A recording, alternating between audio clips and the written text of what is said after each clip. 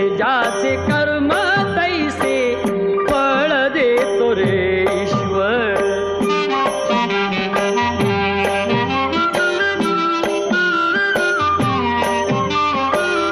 मनाखंत वाटून ज्याचे शुद्ध होई